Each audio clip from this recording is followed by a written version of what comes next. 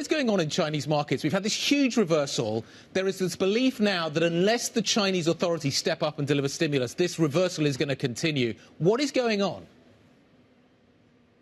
Yeah, well, I think that the long-term outlook is for slower growth and weaker inflation as well, Guy. And that's what the market's pricing in, particularly in the bond market, where you see, record highs in bond futures, record low yields. Right across this curve, you're seeing a compression across the duration, a compression in credit risk as well.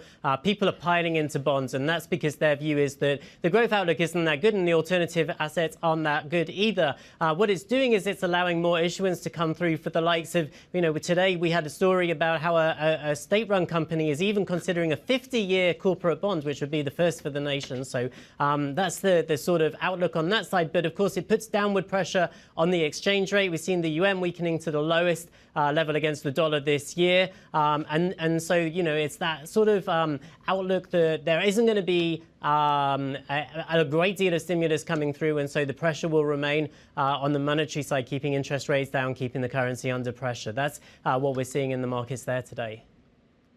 The Americans are going to be back today after their holiday yesterday. The key question that everybody's asking right now is, have yields peaked? The market's now pricing in 2 cuts this year from the Fed, and everybody's trying to work out whether or not the steepener trade that everybody wants to work is finally going to kick in, Paul.